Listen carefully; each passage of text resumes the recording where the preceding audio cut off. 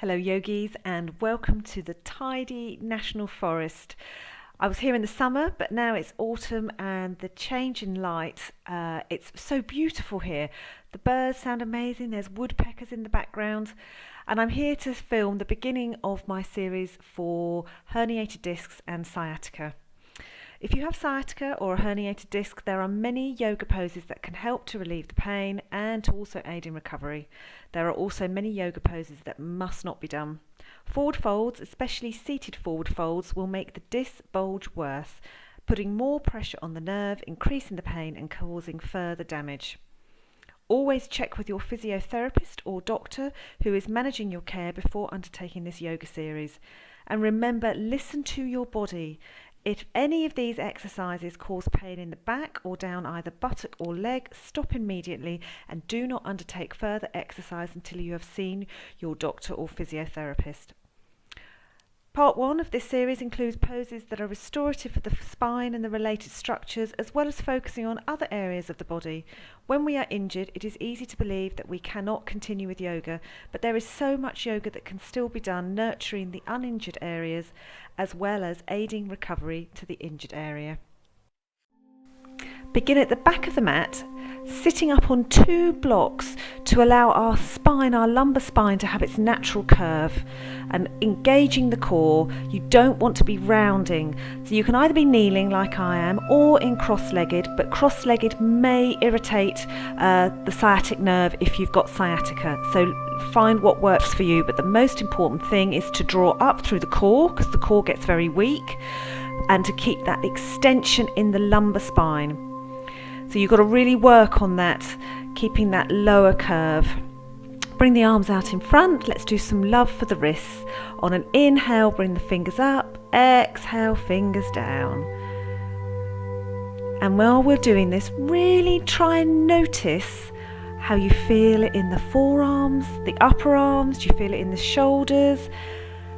With the right fingers, pull back on the left fingers, really stretching those left extensors along our forearm. Our wrists do so much for us in yoga. It's nice to be able to give a bit back to them. Breathing slow and deep here. Maintaining that posture. Have a mental check. Have you still got that lumbar curve? Are you still drawing that navel up and in? And let's switch hands. Let's pull back on the right fingers.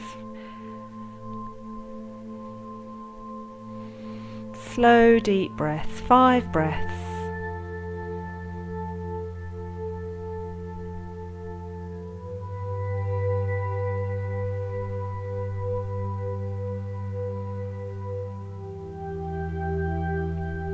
Make loose fists with your thumbs on the inside and rotate the wrists out away from each other and together.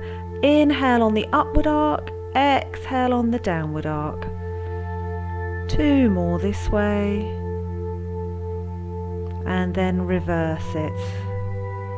And again, really try to tune in to where you're feeling the sensations. Is it just in the wrists? Can you feel it up in the forearms? And release. Arms out to the side. Bring the fingers in to touch the shoulders. Bring the elbows together in front. Arms up and over and down the back, meeting at the front again. Inhaling on the up and exhaling on the down. Exhale. Inhale. Exhale, elbows down and reverse the circle. Exhale down round the front. Inhale up round the back. Where are you feeling this? Notice the sensations in the shoulders, between the shoulder blades, and make a mental check. Is that navel still drawing up and in, supporting the lumbar spine, and have you still got extension in the lumbar curve?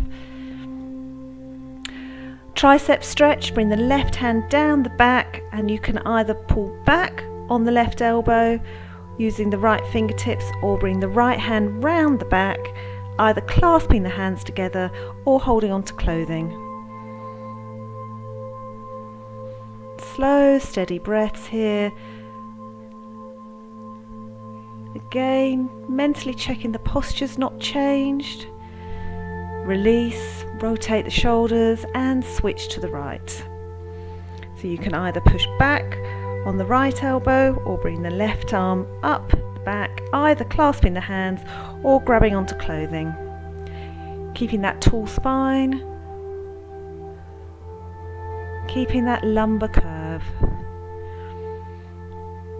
Sitting in this position up on blocks can give you great relief if you've got sciatica, because it allows the lumbar spine to be in its natural curve. Rotate the shoulders after releasing. Arms out in front. Bend the elbows 90 degrees. Bring the right arm under the left, binding once or twice. Elbows up, shoulders down the back. Eagle arms, Arsena. 5 breaths here.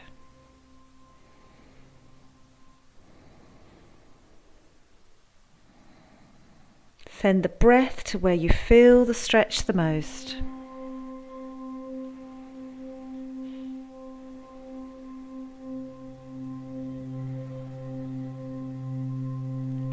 Unravel, rotate the shoulders a couple of times, and then switch sides. Bend the elbows at 90 degrees, left arm under right, bind once or twice. Elbows up, shoulders down the back. Really pushing the palms together if you've bound twice. Check in with your posture with your back. Navel still up and in, really sort of working that core, as well as maintaining that lumbar spine lordosis. Help that herniation to go back in and prevent it from bulging out further. Unravel the arms, rotate the shoulders. Lower the chin to the chest. Inhale, neck up and round to the left.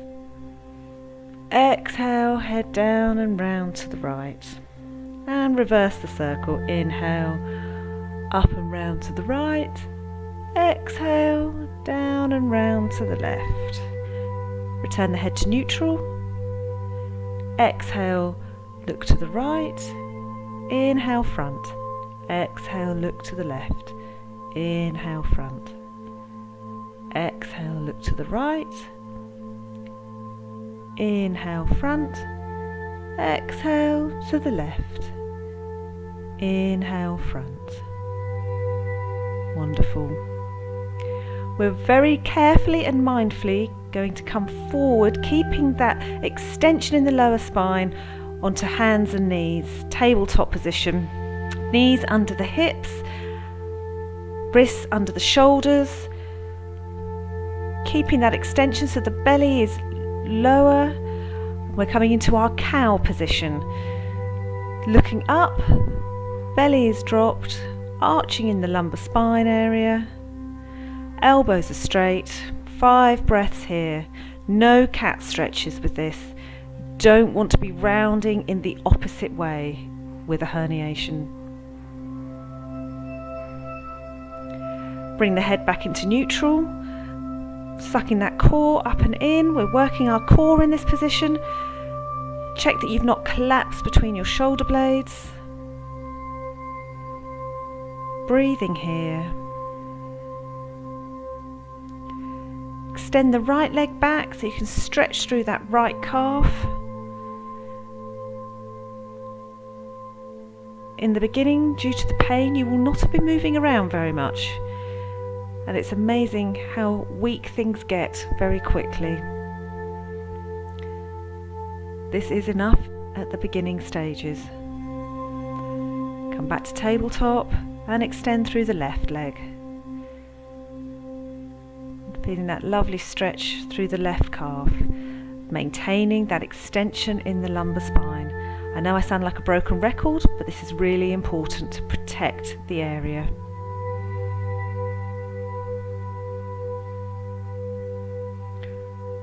Turn to tabletop.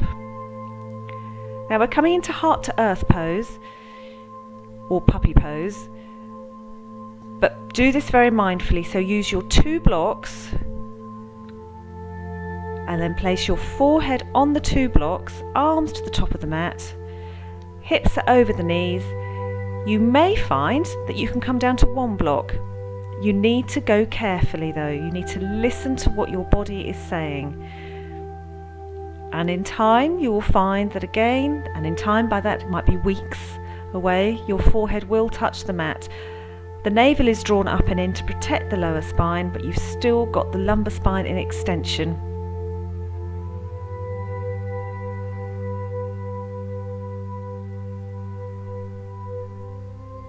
Great resting pose.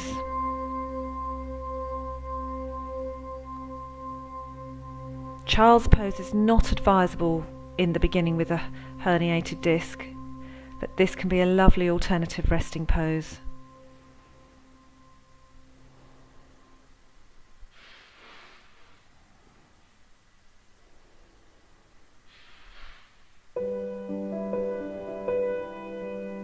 Again, try to really notice the sensations in the body.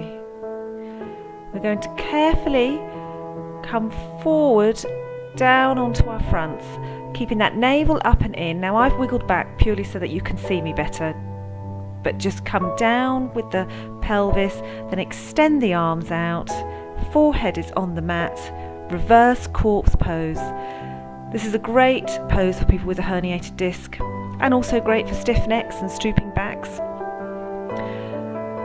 If you find that your breathing feels restricted here, it can be really helpful to put a pillow under your chest.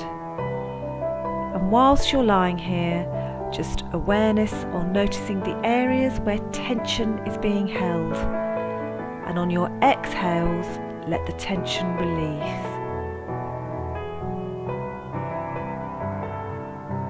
We're here for 10 breaths. But at home, you can be in this pose for as long as you like. This is a great restorative pose for the spine.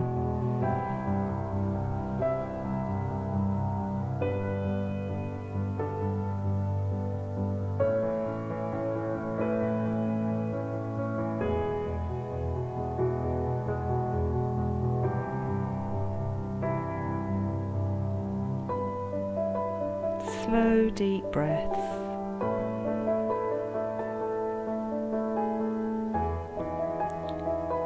Interlace your fingers and place the palms either on the back of the head or the back of the neck, with the elbows still on the mat.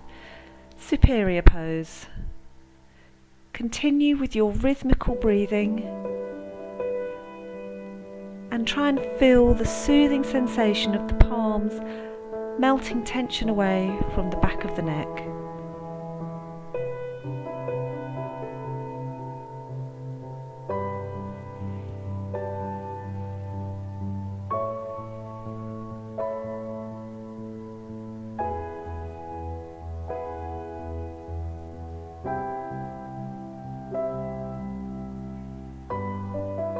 Focusing on the breath coming in and going out, and noticing all the sensations in the body.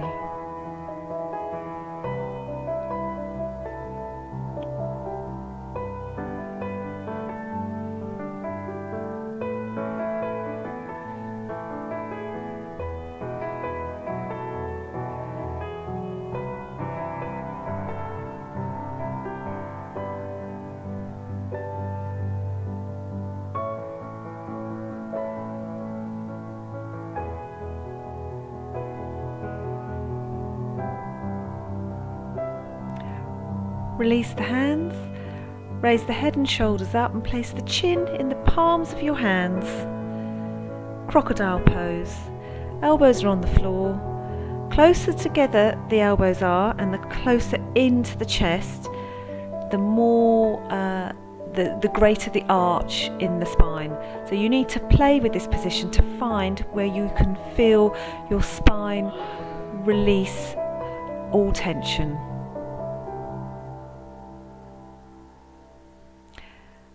On the inhale, imagine the breath going down the spine to the lumbar area, sending oxygen to the area that needs healing. And on the out breath, visualize the breath coming up the spine before it comes out of the mouth or the nose. This again is a very effective pose for herniated discs and sciatica, as it encourages the vertebral column to resume its normal shape and releases compression of the spinal nerves. Again, this is another pose. We're here for 10 breaths in this sequence, but you can be here for as long as is comfortable and gives you release.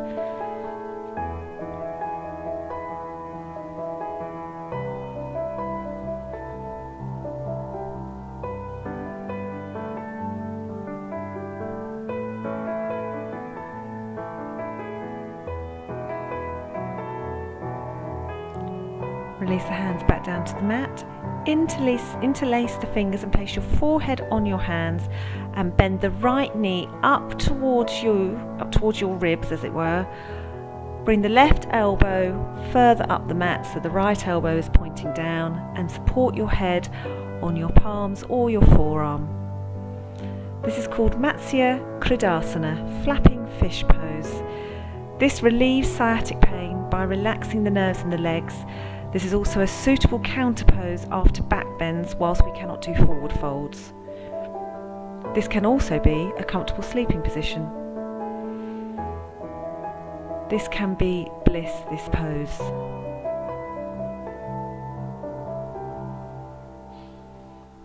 Breathing deep.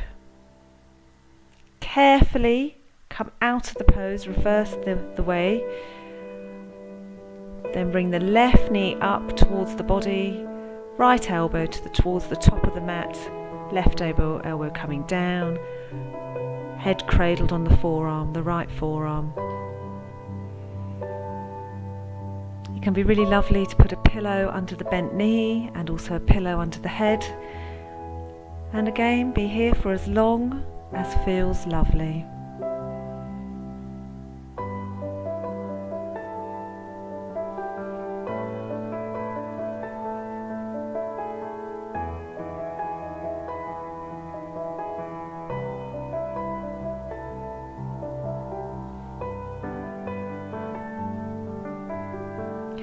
Carefully come back out of the pose the way you got in.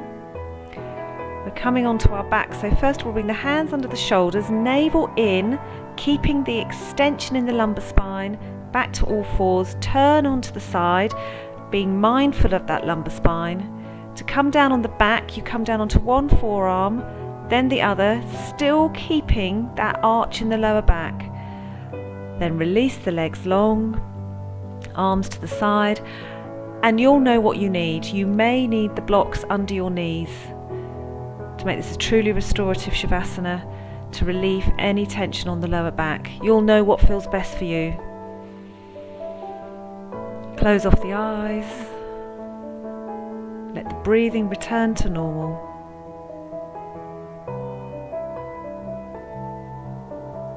Just notice the breath coming in and out.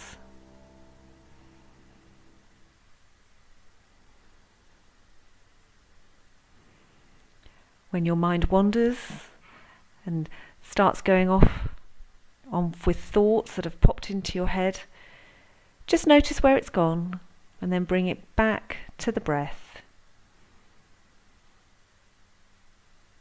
Constructive rest for the body and the mind.